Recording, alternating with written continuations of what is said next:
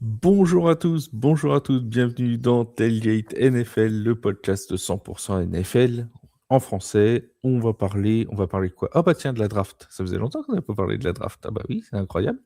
Dans un peu moins de 10 jours maintenant, le 23 avril très précisément, aura lieu le premier tour de draft. Oui, mais voilà, il y a certaines équipes pour qui la draft va commencer un peu plus tard. Elles sont au nombre de 5, les Denver Broncos de notre ami Vince, les Green Bay Packers, les Atlanta Falcons, les Jacksonville Jaguars, et j'en ai évidemment oublié une, qui est, je ne sais plus, les Packers, les Falcons, les Jaguars, les Colts et les Broncos. Voilà, pour la liste complète. Toutes ces 5 équipes n'ont pas de choix de premier tour cette année. Alors faut-il qu'ils trade pour aller en chercher un? Quels sont leurs besoins? Quelles sont leurs envies?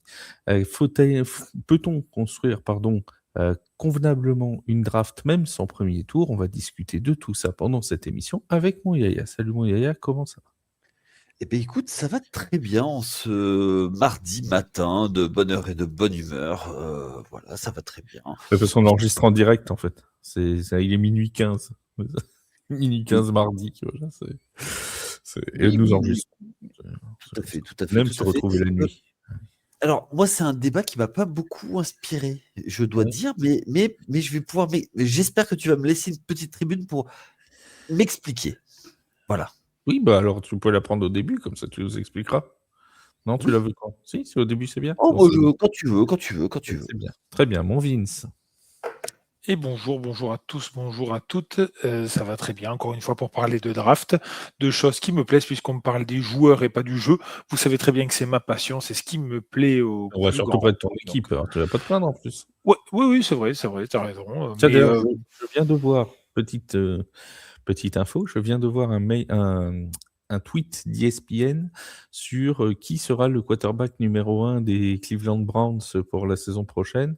Ça me donne une petite idée pour le Tailgate Talk de jeudi. Peut-être que je ne parlerai pas de ça jeudi.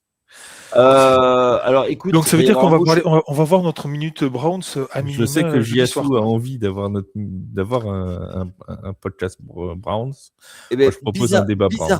bizarrement, Seb n'est pas là. Vince va se faire porter pâle. Voilà, Oui, mais qui c'est? Bertrand est là. Bertrand est là, jeudi. Ah, jeudi. Ah, d'accord. Et est-ce que tu mets Wake avec nous aussi? Oui, normalement, est à l'entraînement de flag. Donc, Ah, Oh, pour ce qu'il y fait, il pourrait venir au Tailgate Talk, hein. je, je ne vais pas l'embêter. Par contre, normalement, on aura Flo, on aura Jus, on aura tout le monde, quoi, toute l'équipe, Oui. la fine équipe. Je vous rappelle, Tailgate Talk, 21h30, tous les jeudis sur YouTube et sur Twitch, le YouTube et Twitch de Tailgate FR. Mon cher Yaya, ta oui. tribune, nous l'ouvrons. C'est la tribune d'honneur. Vas-y, mon Yaya. En fait, moi, quand tu m'as envoyé ce thème et que j'ai commencé à travailler, je me suis dit, mais est-ce qu'on travaille, est-ce qu'on doit construire ça? Alors après, construire sa draft, c'est une autre chose, mais pas avoir de premier choix. Mais en fait, c'est un choix stratégique qui est fait pour moi, dans la construction de l'équipe en tant que telle. On sait que la NFL, c'est des cycles. C'est des cycles qui se raccourcissent. On va dire que c'est 4 ans. C'est des moments où, en fait, tu construis ton équipe, des moments où tu la renforces et des moments où alors tu vas aller chercher des joueurs confirmés et tu n'as pas le temps de développer.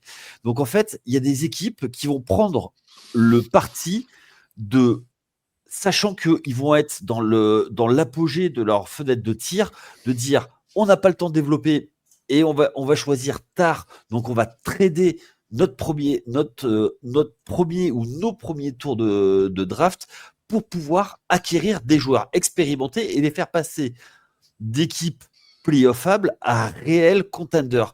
Donc en fait, c'est par rapport à ça. Et aujourd'hui, c'est typiquement des équipes qui, on va parler au moins de deux qui ont tenté ça et qui après vont avoir ça. Parce que les équipes qui savent déjà en début de saison que elles n'ont pas le potentiel pour faire quelque chose avec les joueurs qu'ils ont, vont vouloir se débarrasser de leurs joueurs qui ont de la valeur contre des tours de draft pour eux se construire. Donc les équipes dont on va parler aujourd'hui, eh bien, soit elles se sont manquées sur leur timeline, c'est-à-dire qu'elles se sont complètement manquées, soit c'est des équipes qui ont tenté des coups pour pouvoir y aller. Typiquement, c'est les Rams quand ils vont chercher le titre il y a quelques années maintenant, qui sont les spécialistes pour trader leur premier tour de draft contre des joueurs qui vont les faire gagner. Typiquement, quand ils ont récupéré Jalen Ramsey, les Rams. Von Miller, il me semble, sinon. Oui, mais oui, tout à fait, mais cette année-là également. Donc en fait, ils ont stacké leur effectif, ils ont fait un all-in, et voilà. Donc aujourd'hui, on va parler d'équipes qui sont dans des stratégies un peu différentes. Il y en a parce que c'est des caves, mais d'autres parce qu'ils ont tenté des coups. Ouais, justement, on va commencer peut-être, enfin, je pense, par l'une de celles auxquelles tu penses, à savoir les Broncos de Denver, celle qui intéresse peut-être le plus Vince. Ou alors là, c'est un cas particulier parce que donc les Broncos, en tant que finalistes de conférence l'an dernier, avaient un choix très tardif dans cette draft. Ils avaient le choix numéro 30 dans ce premier tour. Ils ont décidé sciemment, si je puis dire, de se séparer de leur choix, puisque ils l'ont donné aux Dolphins sur le trade de Jalen Waddle. Ce qui veut dire que, est-ce qu'on n'en est pas en fait à se dire, les Broncos ont vu qu'il n'y avait pas forcément quelque chose qui leur plaisait énormément au premier tour, et ils ont préféré, Vince, aller chercher Jalen Waddle, qui peut, comme l'a dit Yaya, où il n'y a pas besoin d'avoir du temps pour le développer et tout, qui peut tout de suite se montrer performant pour améliorer l'équipe. En fait, la draft, il ne faut pas oublier que draft, c'est aussi une loterie, clairement.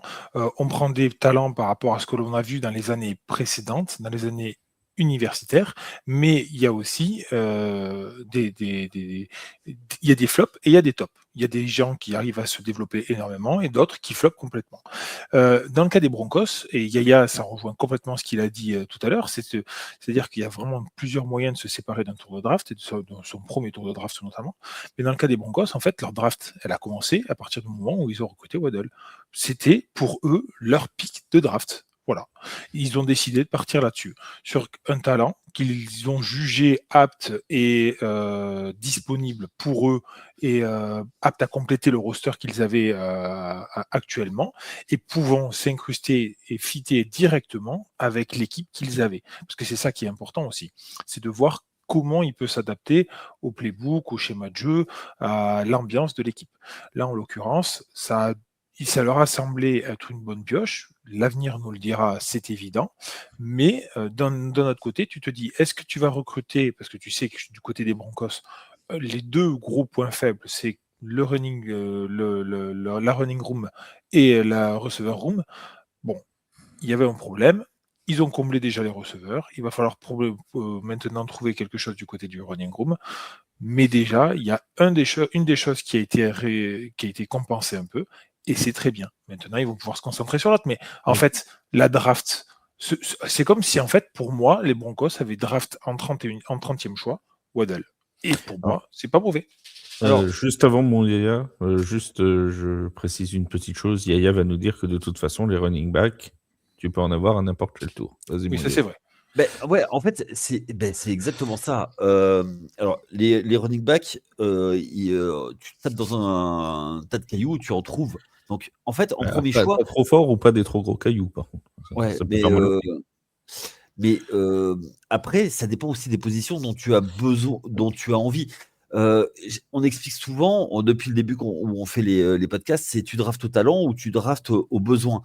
Le truc, c'est que le premier tour, c'est tu draftes au talent. Et aujourd'hui, est-ce qu'ils ont vu du talent dans les scoutings? Parce que tu parlais de loterie, c'est de moins en moins le cas. Aujourd'hui, il y a tellement de data sur tous les joueurs, ils sont tellement inspectés sur toutes les coutures, qu'aujourd'hui, les busts, il y en a, mais ça dépend des positions. Et les positions dont tu as parlé, qui ont besoin les Broncos, c'est des receveurs et c'est des running backs. Running back. Ouais, et dans les deux cas, en late round, on arrive toujours à trouver des joueurs qui, bien coachés et avec des offensive coordinateurs, qui arrivent à les magnifier, on arrive à faire quelque chose. Donc, moi, je trouve que là, pour le coup, c'est vraiment un cas où tu vas aller chercher un joueur qui tu penses potentiellement. Après, moi, je pense que Jalen Waddle, un premier tour, c'est un peu cher. Mais ça, Attention, c'est un premier qui vaut presque un second. Hein. C'est un 30e choix. Hein.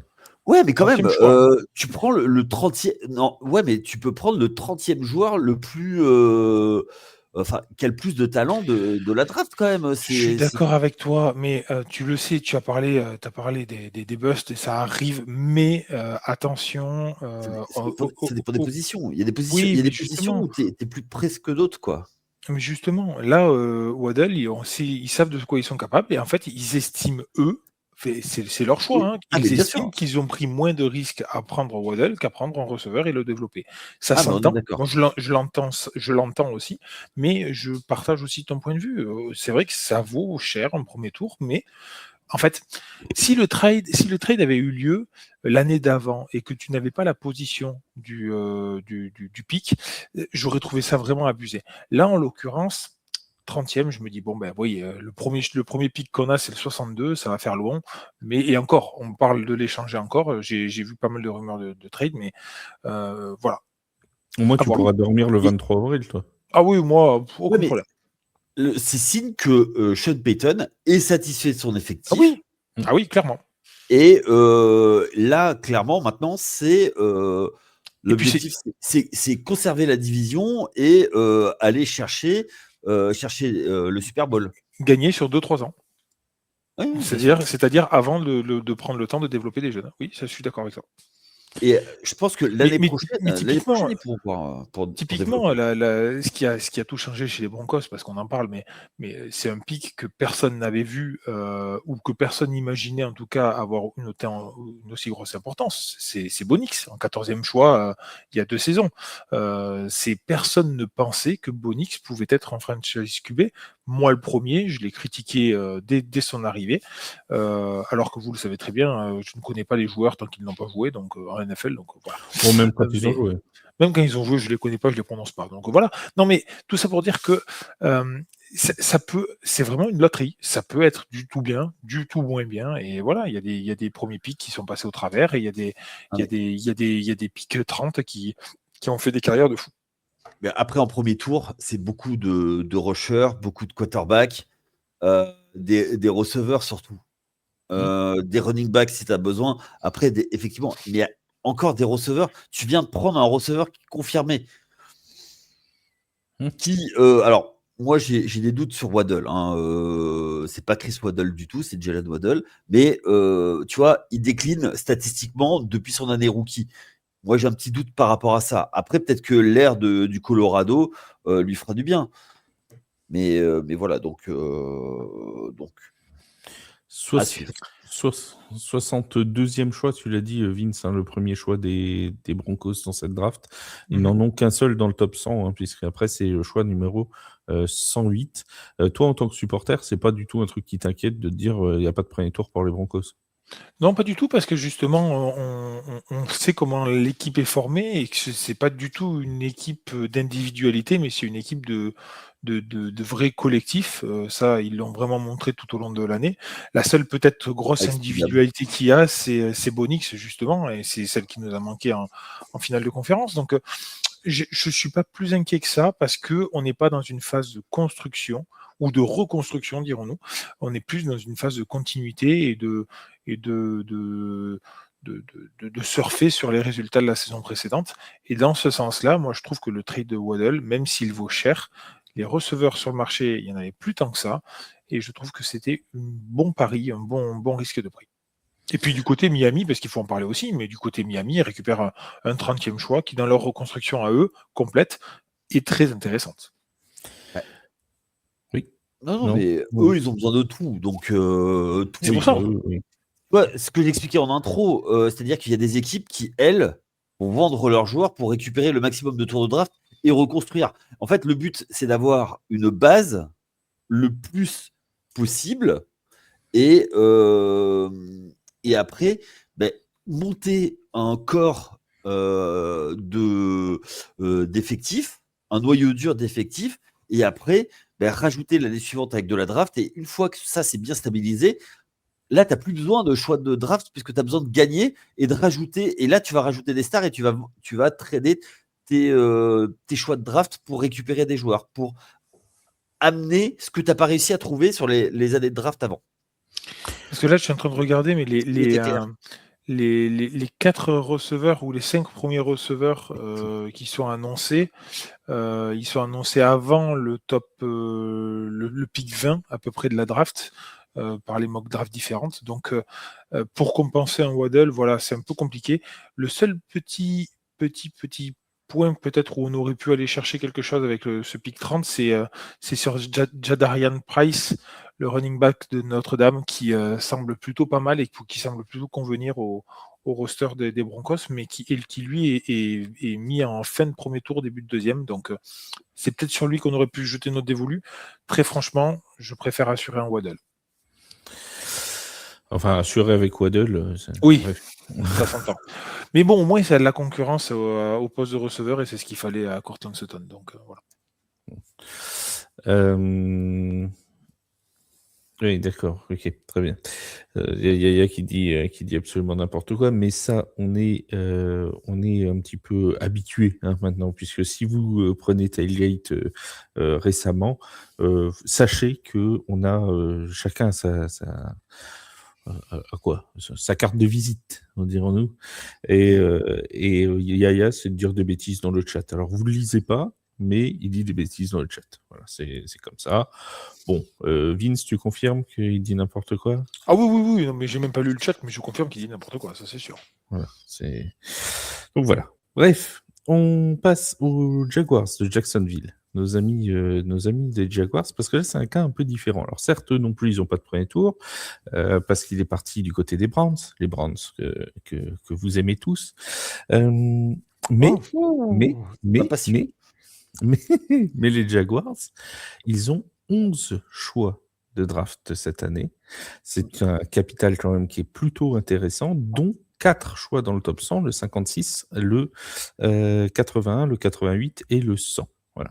Donc ils ont 4 choix dans le top 100, les Jaguars, mais pas de premier tour. C'est quand même un peu bizarre comme situation, c'est mon Yaya, non? Ça permet de bien se renforcer, mais en même temps, t'as pas les top joueurs. Oui, mais ils ont un effectif dessus. Et alors, je sais qu'ils sont parmi les équipes qui sont prêtes à bouger et à faire des trades. On sait que on parlait l'autre jour de Dexter Lawrence. Ils sont dans le cas pour aller chercher Dexter Lawrence. Donc, ils ont du capital, ils peuvent faire des trade-up avec ça. Une équipe qui n'a pas forcément ce qu'elle veut, ils peuvent essayer de proposer effectivement un package avec plusieurs choix du deuxième et du troisième tour. Ils peuvent faire ça, mais c'est pareil, ils ont leur quarterback. Alors, on en pense qu'on en veut, mais ils ont leur quarterback. Certes, ils ont perdu Travis Etienne, mais ils ont d'autres choses. Bon, ils ont besoin de se renforcer un peu partout. Bon, surtout du côté de la défense, des linebackers, il y en a dans les tours. Tu peux trouver des bonnes pioches en deuxième, troisième tour, mais tu peux aller chercher effectivement sur des late rounds des joueurs. Moi, je suis typiquement, ils avaient la vue sur un joueur l'année dernière, Travis Hunter. Ils l'ont voulu, ils l'ont pris. Voilà. Donc, ils ont mis leur capital dessus. Bon, il a été blessé, mais voilà. Là, c'est un cas un peu différent quand même, Vince, parce que là, tu parlais tout à l'heure d'avoir échangé le choix de draft en connaissance de cause, puisque les Broncos l'ont fait alors qu'ils savaient qu'ils avaient le 30e choix. Pour les Jaguars, c'était entre guillemets à l'aveugle, puisque c'est un choix qui a été donné l'an dernier. Oui, puis alors, si je me trompe pas, il n'y avait pas que celui-là, ils ont échangé leur choix de l'année dernière, plus le premier tour de cette année, c'est ça? L'échange exact, ça. je crois que c'était ça, mais je ne veux pas dire de bêtises. Il me semble que c'est ça, puisqu'ils devaient piquer en 3 ou en 4 l'année dernière et ils ont pris Travis Hunter. Même plus Ouais, loin. bon, bref, Non, je pense. voilà. Et oui, alors, effectivement, là, ils n'avaient pas exactement quel pic ils allaient échanger. Alors, ça va dans un sens, ça va dans l'autre aussi. C'est-à-dire que l'équipe avec qui ils ont échangé n'était pas non plus en connaissance de cause de savoir quel pic exact ils allaient récupérer. Donc, c'est un pari que tu fais. Quand tu draftes 5. quand tu draftes un first round, c'est aussi un pari que tu fais, clairement. Maintenant, ils avaient certainement pour l'ambition de commencer à se préparer pour monter haut et bien leur a fait, puisque justement, ils sont arrivés à faire une bonne saison. De là à aller chercher, effectivement, ne pas avoir de premier choix cette année, ça fait beaucoup. Eux, ils ont l'air satisfaits et contents du développement, en tout cas, du joueur qu'ils ont pris l'année dernière grâce à leur trade-up. Donc, Travis Hunter, il a été blessé toute la saison. Il devait révolutionner, être double plateau. Il n'a pas été. Oui, mais en termes de développement et de ce qu'ils attendent du joueur, je pense que ça sera un des cornerbacks assez dominants du futur. En tout cas, c'est comme ça qu'il a attendu. Et je pense qu'ils n'en sont pas loin. Tu veux une bonne nouvelle, Vince? Je suis en train de revoir, du coup, comme tu m'as posé la question, les conditions de l'échange entre les Jaguars et les Browns l'an dernier. Tu sais que grâce à l'échange, les Browns ont pu aller chercher Quinshon Judkins. Oh punaise, c'est génial. En pick numéro 36. Qui appartenait aux Jaguars. C'était le 36 Judkins, oui, c'était pick 36. Ah, donc ils ont échangé le deuxième tour de l'année dernière et le premier tour de cette année. Alors en fait, ils ont échangé. Ils ont échangé le 5 contre le 2. Voilà. Plus après, il y a eu des compensations late round. Ils ont pris le 36, le 126 et le premier tour de cette année. Et les Browns ont envoyé le deuxième. Le 104 et le 200. Voilà. Ok, d'accord. Okay. Bon, c'est un mélange. En fait, ils ont dû faire une moyenne de ce qu'ils donnaient, de ce qu'ils donnaient pas, et puis voilà. Ok. D'ailleurs, en fait, ça illustre vachement le propos qu'on a, c'est-à-dire qu'en fait, on l'a dit, c'est une loterie, la draft, il ne faut pas oublier, une draft, c'est une loterie. Maintenant, c'est littéralement la traduction de draft, hein, donc voilà. Mais voilà, après, c'est des paris que tu fais sur l'avenir, sur des joueurs que tu vois jouer dans d'autres équipes et qui te disent, voilà, tu peux les faire jouer avec toi. Mais dans un trade, c'est un peu pareil, sauf que la différence avec un trade, c'est qu'un trade, c'est entre équipes d'une même ligue, donc tu as déjà vu le joueur jouer dans la ligue que tu parles. Voilà. Justement, revu à la lumière de maintenant, est-ce que les Jaguars, pour toi, Yaya, ont bien fait de faire le trade de Travis Hunter? Est-ce que, avec ce qu'il a apporté l'année dernière, avec ce que tu penses qu'il peut apporter dans l'avenir, est-ce que pour toi, ça reste un bon trade pour les Jaguars, ou est-ce que finalement, avoir donné ce premier tour-là, ils se sont fait un peu enfler sur l'idée, quoi? Absolument. Enfin, le truc, c'est que c'est toujours pareil. Quand tu as eu une idée, il faut y aller jusqu'au bout. Et ils sont allés jusqu'au bout. Le problème, c'est qu'il s'est blessé, notre ami Travis Hunter. Donc, la réponse à ta question, ce sera à la fin du contrat rookie. Est-ce qu'il sera prolongé et est-ce que c'est vraiment le joueur dominant? Il a montré tellement de bonnes choses en universitaire, même c'était un 1 bis. Il était pris. En fait, le truc, c'est que au 5e choix, il aurait été parti. Il le voulait. Il fallait y aller. Après, rajouter un choix, c'est un peu cher. Il faut vraiment qu'ils aient vu quelque chose que nous, on n'a pas eu le temps de voir parce que cette année, il n'a pas joué beaucoup de matchs. Quoi. Je ne sais même pas s'il a joué 5 semaines. Oui, il n'a pas joué énormément, oui, ça c'est sûr. Bon, les amis, on a fait les Jaguars, on a fait les Broncos. Faisons les Colts d'Indianapolis, parce que là encore, on est sur un cas un petit peu différent. On en a parlé longuement en fin de saison dernière de ces Colts d'Indianapolis. On rappelle qu'ils avaient le 16e choix normalement cette année, du coup. Il est pour les Jets de New York en raison du trade de Sauce Gardner.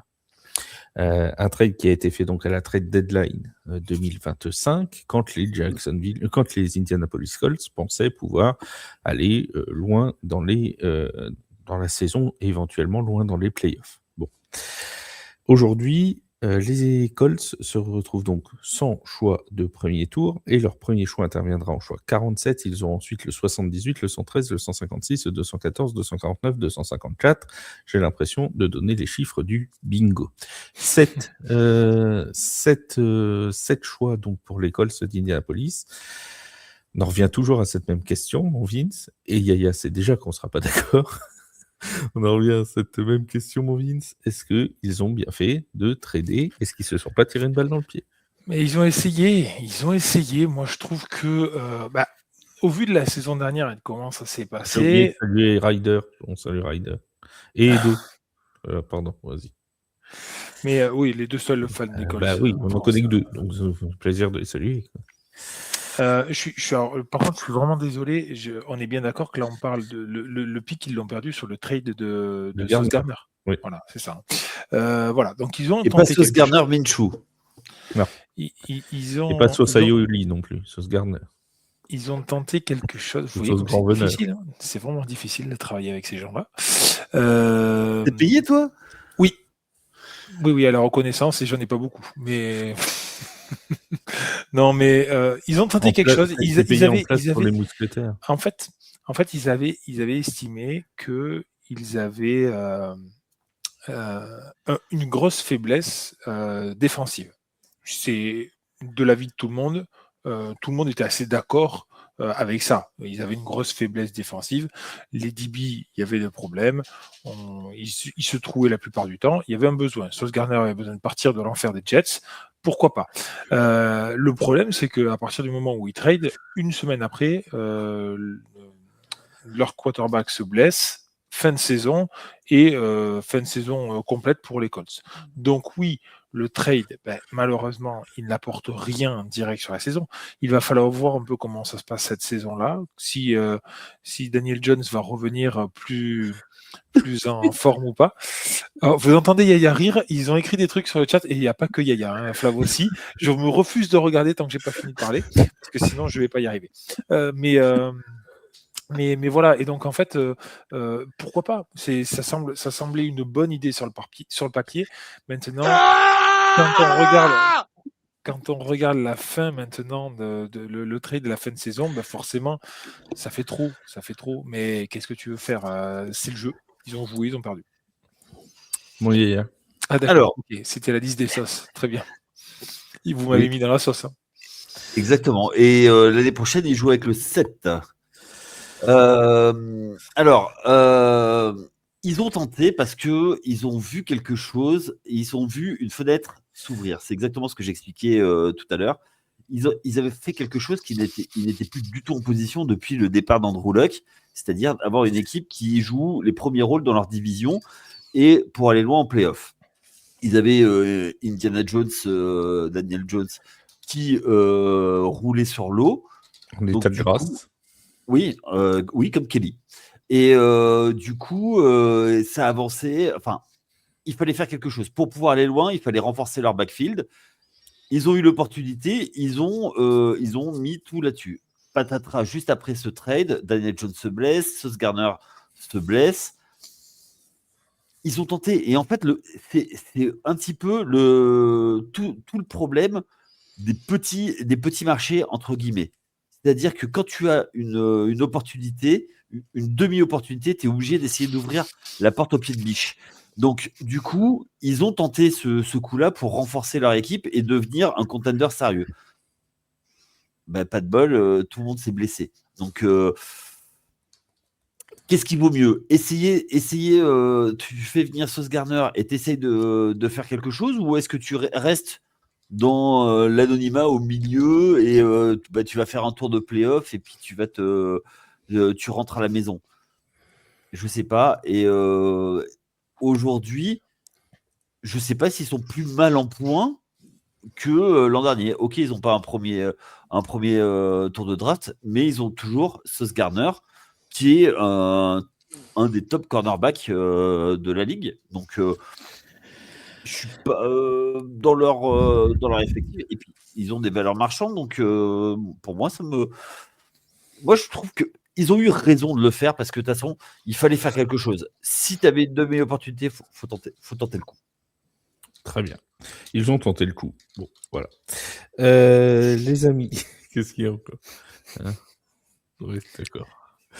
C'est très intéressant. On devrait lire le chat. Hein. On devrait lire il vaut mieux pas. Non, il vaut mieux pas parce que après, on n'est plus tout public sur YouTube. Et vous pouvez rejoindre notre chaîne YouTube d'ailleurs, n'hésitez pas. YouTube, on peut le dire d'ailleurs, on prépare des petites surprises aussi. Ah oui, tiens. il va y avoir des Surprise. petites surprises qui vont arriver. Attention, on est Ah en ouais. train de se diversifier, on fait du Je suis pas dans YouTube. l'affaire. Hein. Non, non, non, Vince là et c'est Yaya. sur une idée originale de Yaya. Il faut rendre à César ce qui appartient à César. Et j'y Non, mais participe. je suis pas César, moi c'est Yaya, hein, s'il te Et plaît. donc oui, on vous prépare une petite surprise. On va pas teaser beaucoup plus, mais ça va parler un petit peu de plus de technique, tactique, tout ça. Et voilà, on va essayer de faire un petit truc Peut-être sympa. finalement avoir le dossier attaque, mais pas dans la forme que vous l'attendiez. Exactement. Est-ce que c'est pas mieux de l'avoir en vidéo au final? Peut-être, ça dépend. Enfin bref, ça dépend qui est sur la vidéo. Enfin bref. Les Packers de Green Bay, eux aussi, ont perdu leur choix de premier tour. Alors eux, Non, ils c'était ont dans pas le perdu. trade de... Bah si, ils n'ont pas leur choix de premier tour. Non, ils l'ont C'était dans le tradé. trade de Micah Parsons l'année dernière, juste avant le début de la saison 2025. Les Packers qui devaient donc choisir en 20e position, ce seront les Dallas Cowboys qui choisiront à cette position-là finalement en 2026. Pour les Packers, il leur reste du coup le choix 52, 84, 120, 153, 160, 201, 236, 255. Si je compte bien, ça fait 8 choix de draft, dont 2 dans le top 100. Pour toi, mon Yaya, ça reste une bonne opération. Ça reste une bonne opération. Ce trade de Parsons, c'est encore une fois un peu comme les Broncos, c'était adresser un besoin et aller chercher un top player tout de suite. Quoi.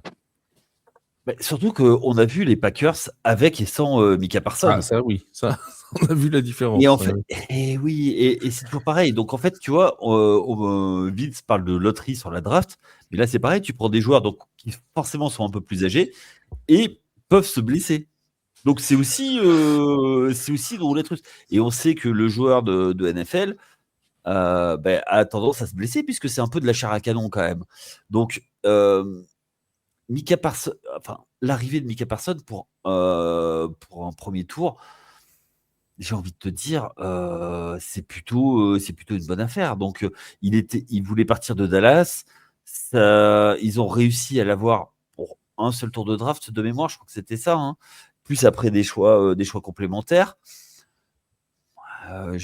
C'est pareil, eux, ils forcent un peu le destin. En faisant ça, tu forces le destin.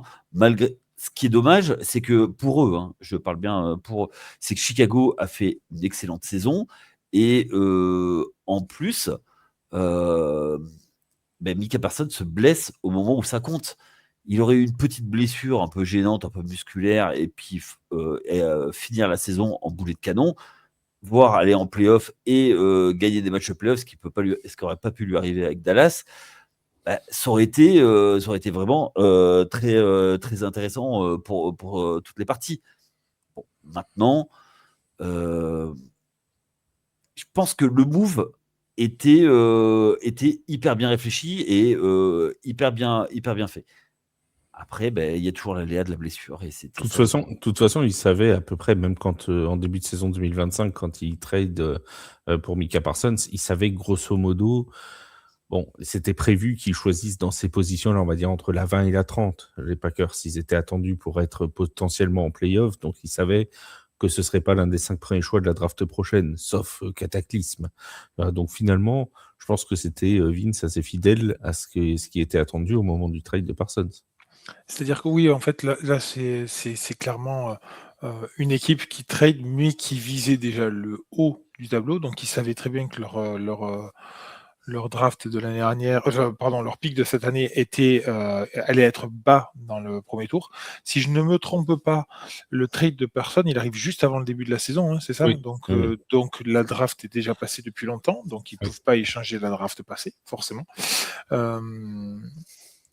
Moi, je trouve que on est dans la même logique un peu des deux autres équipes que plutôt que les Colts. Hein. Alors les Colts, c'est en cours de saison, eux, c'était avant, mais ils estiment et ils voient qu'il y a un gros problème, un manquement crucial à un endroit. Ils le font. La différence entre les deux, c'est que les Colts, c'est plutôt limite un panic move où il faut le faire maintenant. Ils se disent mince, on marche beaucoup mieux que prévu. On a vraiment un manque, il faut y aller. C'est notre saison ou jamais. Et alors que les Packers, eux, le font en connaissance de cause en disant ok, mais ils ont vraiment bien réfléchi pendant longtemps au trade et à la condition de trade. Et puis surtout, ils savaient que Micah Parsons avait des envies d'ailleurs et ils l'avaient clairement exprimé. Donc, C'est un peu un mélange de tout ça, mais le point commun entre les trois trades, pour le moment, c'est que les trois sont des trades où ils ont échangé des pics numéro 1 contre des gens qui ont quand même une qualité intrinsèque sur le terrain qui n'est pas contestable.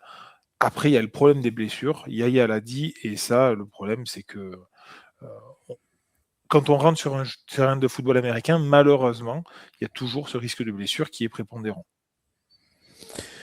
On passe aux Falcons d'Atlanta, les amis. Les Falcons.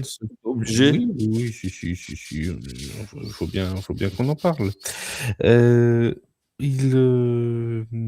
Falcons qui sont dans une position eux aussi assez singulière parce que non seulement ils n'ont pas de premier tour, mais en plus ils n'ont que 5 choix dans cette draft 2026.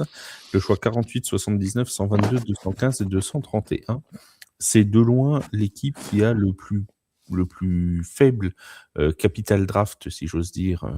Si on prend ce qu'ils appellent le draft power ranking, c'est clairement les Falcons qui en ont le moins.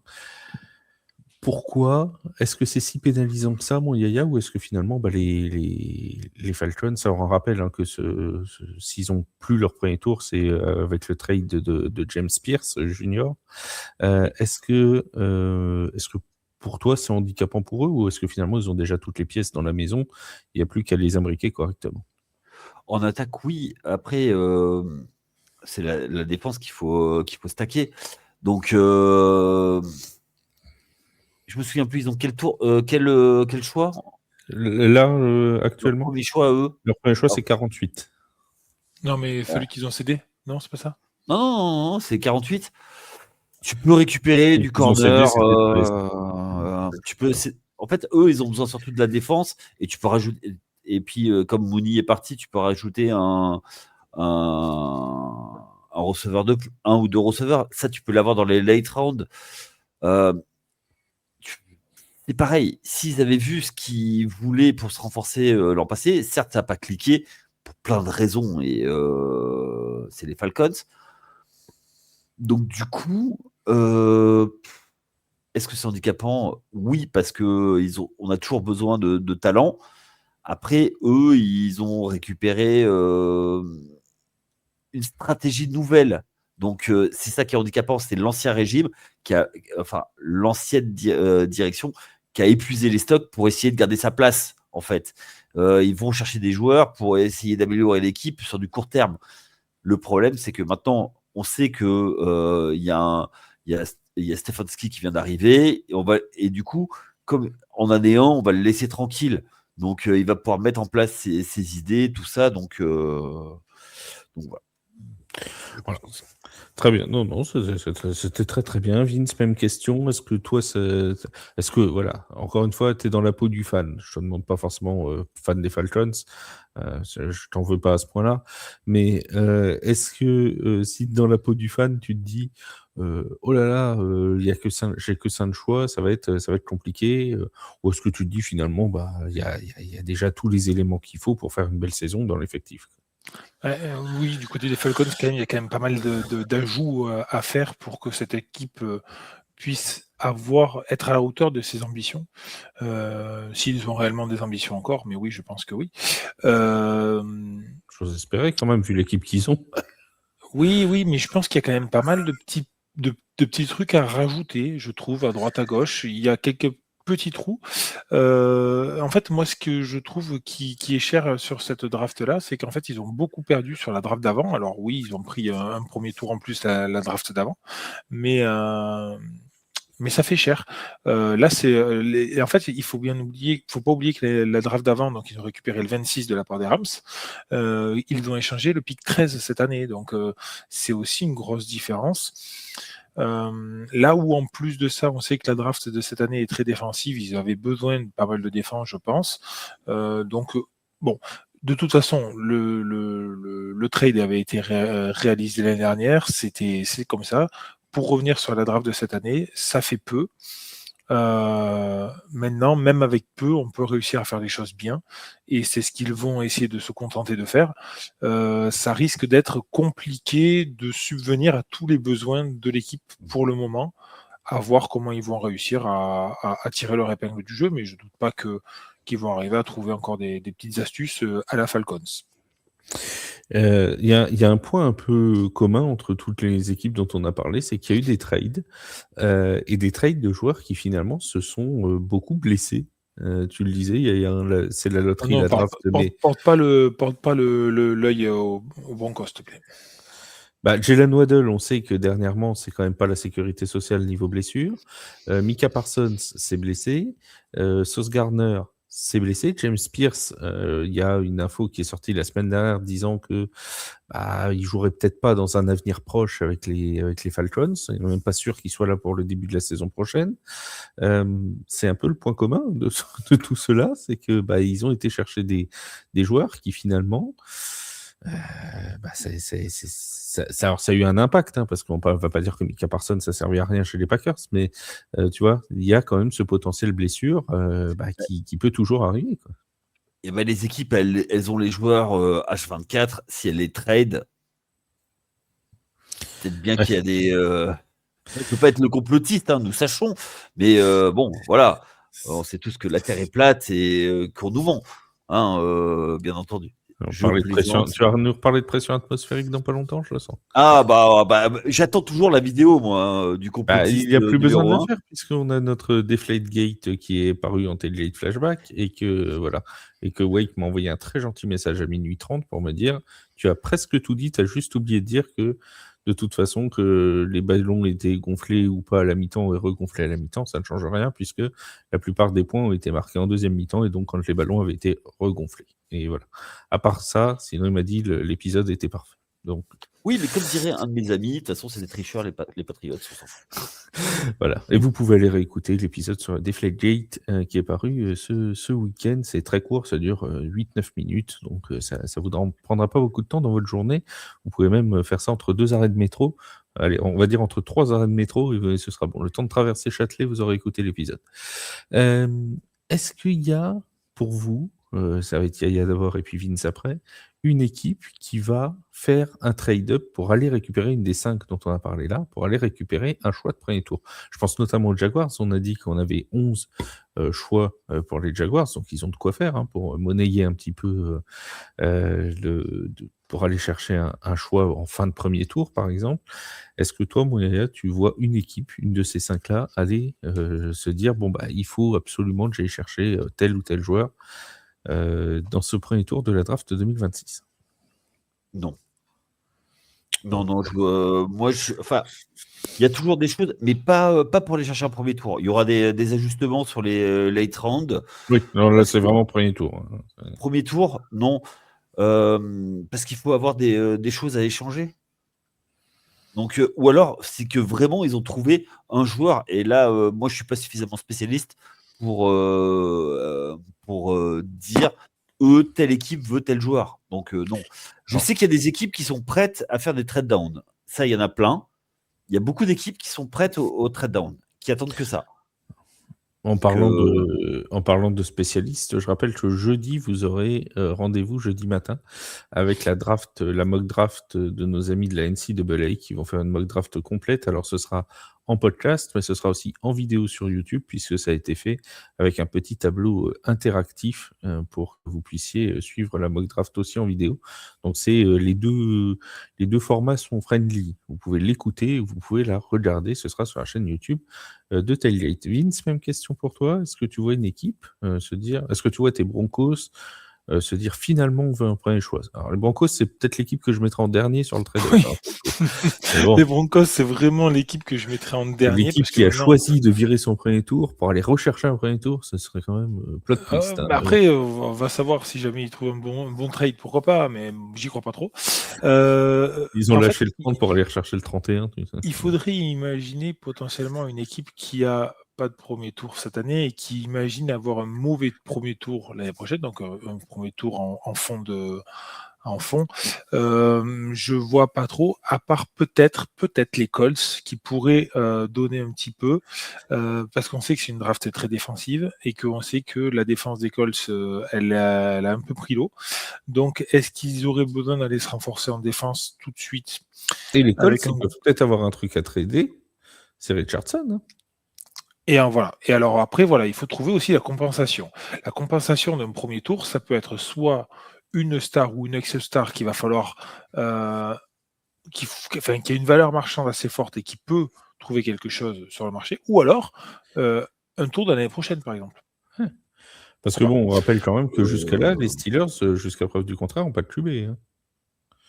Ah, mais oui, mais bon, après, il faut Mais partir avec Richardson, non Richardson, non mais.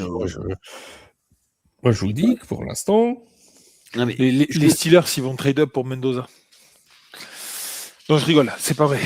Ne pariez pas là-dessus, s'il vous plaît. non, mais on en revient à l'histoire du trade de Mendoza. Tu vois, par exemple, les Raiders, si jamais ça clique avec Mendoza et qu'ils ont décidé de passer, bah non, du coup, ils n'auront pas Mendoza, mais s'ils passent en 2 ou en 3 et que ça clique avec Kirk Cousins, avec Ashton Genty qui fonctionne, avec machin et tout, tu vois, ils sont allés chercher des bons joueurs. Par exemple, ils ont tradé avec les Jets, ils leur ont repris leurs 2 premiers tours et tout clique bien. Bah, ça se trouve, l'an prochain, ils se retrouvent avec le choix numéro 15 ou 20. Et ça fait partie de ces équipes qui peuvent trade down et donner un choix qui est pas si bon que ça l'an prochain. Hein. C'est pas impossible. Non, vous y croyez pas. Ok. Non, j'y crois pas du tout. J'y crois pas du tout. J'y crois pas. Non, j'ai essayé de m'accrocher, mais pas du tout. Non, après, sur les différentes équipes, les Falcons, pourquoi pas, mais il faudrait voir quel est l'échange qu'ils pourraient avoir. Échanger Michael Penix. Ah, bah non. Sinon, les Jags, je vois pas trop quel est l'intérêt d'aller chercher quelqu'un parce qu'ils ont une défense assez solide. C'est pareil, c'est une équipe très collective. Ils viennent de remettre de l'argent sur la défense avec la prolongation. Là. Ouais, mais c'est pour ça, c'est une équipe qui est beaucoup plus collective que individuelle, comme les Broncos. Hein, c'est deux équipes qui se ressemblent beaucoup, moi je trouve, dans la formation de l'équipe. Peut-être dans la ligne, peut-être, mais bon. Ouais, mais c'est pareil. Alors, à part les first rounders qui sont vraiment normalement des top joueurs de ligne, normalement, ils sont pris à partir du 2e tour. Et c'est bien ce que je te dis. C'est pour ça que je te dis que de trade up pour aller chercher un premier tour notre première ligne. Ouais, mais alors, attends, là, à part les 2 qui sont projetés dans les 10 premières places. C'est ça, c'est qu'il faut aller chercher top 10, quoi. Et sauf que tu vas avec rien, quoi. Parce que c'est pas des 2e tours de. Bah, tu vas avec le tour de l'année prochaine. Ceux qui en ont déjà 2 ou 3 de tours cette année, là, je sais pas. Ah non, non. Et en fait, si tu as la possibilité d'avoir vraiment un joueur pour trade down, faut pas que. Enfin. Faut que le joueur qui soit projeté à ta position et que tu recules, mais pas trop quand même. Tu vois, typiquement, quelqu'un arrive voir Arizona, clairement, c'est quelqu'un qui, pour moi, typiquement, ceux qui peuvent pour faire un trade-up, ils ne le feront pas, mais c'est avec Arizona, c'est les Saints, par exemple, tu vois, parce qu'ils sont en 7e et qui peuvent apporter des choses en plus. Mais sinon, on est 8, mais on est 8 ouais, et en plus, ça me paraît déjà assez loin, 8-3, tu vois, ça me paraît déjà. Oui, mais voilà, parce que mais après, si tu as 8-3, après, mais plus, tu peux mettre Camara dans la balance et tout. Mais... Ouais, tu peux mettre plein de trucs, tu vois. Donc, en fait, c'est ça. Ce que je veux dire, c'est que quand tu es vraiment dans le top 5, pour reculer, faut vraiment. Généralement, ça se fait sur 1-2 positions, pas plus, quoi. Ouais, écoute, voilà. Après, moi, j'étais en train de regarder, il y a quand même 4 joueurs de ligne offensive, des offensive tackles principalement, qui sont présentés entre le choix 20 et 28 dans les mock drafts. Après, c'est pas un top 10, hein, c'est pas un top 10. Oui, je suis d'accord avec toi. Non, mais je suis d'accord avec toi. Mais après, attends, tu mets pas le même échange quand tu sais que tu as le pic dans un top 10 ou dans un pic entre 20 et 30. Donc, de toute façon, la compensation ne sera pas la même. Les équipes qui n'ont pas de premier choix là, sauf s'ils viennent avant de la moitié, à trader la moitié de l'équipe, ils ne monteront pas top 10. Hein. Tu passes pas du choix 62 au choix 8. Hein. Bah, ça dépend, encore une fois. Ou alors, tu as mis les premiers tours 2027, premiers tours 2028 et 3 joueurs. Quoi. Non, mais je dis une bêtise, mais les Les Broncos, derniers qu'on fait ça, les Broncos mettent on en rigole encore. mettent Bonix dessus, potentiellement, ça peut valoir quelque chose. Donc, Oui. bon. Mais oui, aucune équipe va hypothéquer toute son équipe pour un pic de draft, ça c'est sûr. Donc, mais par contre, justement, la compensation à partir du top 20 peut être relativement plus abordable pour une équipe. Et donc, on pourrait très bien imaginer les Jags donner 2 ou 3 tours de leur draft pour monter dans le top 20 de celle-là. Donc, ils peuvent donner le 2e, le 4e, le 5e peut-être pour avoir ce pic-là. Ils ont encore 11 choix. Mais c'est une équipe qui est déjà stackée et qui a déjà tout son effectif complet. C'est ce que je te dis. Ils n'ont pas besoin d'avoir 11 choix de drafts, en fait. Qu'est-ce qu'ils vont en faire? Ils ont déjà leur équipe. Donc, s'ils échangent 3 choix contre un bon... Ouais, je pense que les Jags, l'avantage qu'ils ont, c'est qu'ils ont une grande flexibilité. C'est-à-dire que s'ils voient un joueur qu'ils ont vraiment envie, qui risque de partir, et qu'ils ont besoin de monter de 3-4 positions, pour eux, ça va être facile. L'effectif, il restera limité à 53 bonhommes à début septembre. Donc, là où il y a une limite à ton raisonnement, je l'entends. Moi, la limite que je donne à tout ça, c'est que si tu en fait donnes plusieurs tours plus loin, c'est que si tu es prêt à échanger un tour haut de premier tour contre plusieurs après, c'est parce que tu as beaucoup de besoins à couvrir et que tu cherches pas du talent, mais tu cherches de la quantité. Mais non, justement. Et mais justement, mais ça veut dire que pour échanger, il faut être 2. Et je vois pas qui va être, en fait, si tu es dans aux alentours de la 20e place, ça veut dire que c'est une équipe de play-off. Ça veut dire que tu cherches plutôt un talent plutôt que de renforcer ton équipe un peu partout. Sauf si tu es en bout de cycle. Si tu es en bout de cycle, c'est-à-dire que tu arrives et tu dis, moi, l'année prochaine, c'est rideau, je pourrais rien faire. Il n'est pas à la draft l'an prochain. Et voilà. Rideau, j'ai vu, il n'est pas à la draft. Entre 20 et 25, moi je vois par exemple les Browns, et typiquement on parlait des Jacks, ils ont récupéré le pic des Jacks de l'année dernière, de cette année, pardon. Mais est-ce que les Browns, qui ont déjà un premier tour, ils n'auraient pas intérêt à échanger justement ce pic-là 24 contre 3 autres pics plus loin dans la draft? C'est une question qui peut se poser, mais pourquoi pas? Franchement. Ça serait pas si déconnant que ça, je trouve. On parle après, les Browns sont capables de tout, c'est vrai. Mais on parle des Browns. Ils ont besoin de beaucoup de choses. Est-ce que les Eagles auraient vraiment besoin de ce choix 23? Oui. Je sais pas. Je sais pas, ça dépendra de ce qu'ils en font, et ça dépendra, et c'est là où je voulais venir aussi tout à l'heure, et je suis content que tu me dises oui, ça va beaucoup dépendre des pics qui ont été pris avant. Potentiellement, si les Eagles ont jeté leur dévolu sur certains joueurs et que tous les joueurs sont passés, ça pourrait être un trade down en disant, écoute, là on n'en veut plus, là on n'a plus de joueurs vraiment très importants que l'on veut vraiment avant encore 10 ou 15 positions avant qu'ils partent, ils peuvent faire un trade down, ça c'est possible. En fonction des joueurs qui sont déjà passés. Mais là, on rentre dans l'analyse et dans la science-fiction. Je reviens toujours sur la même chose. Je pense qu'au premier tour, tu ne draftes pas en fonction de tes besoins, tu draftes en fonction de tes. En fonction du talent. Non, parce que je suis pas d'accord. Alors oui, mais la limite, et parce que tu as parlé de limite tout à l'heure, donc je vais le redire, ça dépend aussi de la limite. Si par exemple le talent qui est le meilleur disponible, c'est un running back, et que tu as déjà 2 running backs, un duo de running back hyper fort, tu vas pas drafter un running back au talent. Tu connais. Alors, tu vas l'enterrer, tu vas perdre ton pick. Ouais, mais de toute façon, sur un premier tour. Un running back, c'est compliqué. J'ai parlé de running back, j'ai parlé de n'importe quoi. Ça peut être un middle linebacker. Tu as déjà 2 middle linebackers qui sont hyper dominants. T'en as jamais trop de linebackers. C'est comme les edge, t'en as jamais trop. Par contre, si c'est le plus talentueux, et je suis désolé. En fait, alors regarde, tu prends une équipe, elle a fait un trade, elle a récupéré le premier choix de draft, le tout premier, tu vois. typiquement Chicago, il y a quelques années, tu vas pas prendre un quarterback. Si tu as ton quarterback qui est déjà là, tu as ton quarterback de franchise et tout ça.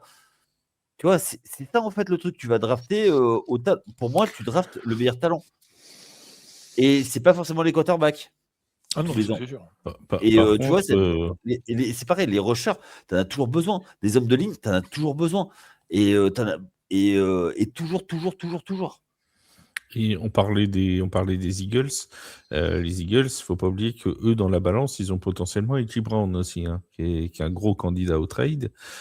Si jamais ils veulent aller chercher 2 premiers tours, tu vois, là, ils ont le choix 23. Par exemple, ils font un trade avec les Chargers ou avec les Bills ou un truc comme ça. Ils peuvent avoir le 22-23 ou le 23-26 ou quelque chose comme ça, hein. Ouais, mais C'est pas impossible, hein. comme tout le monde sait qu'il veut partir, ben, sa valeur baisse.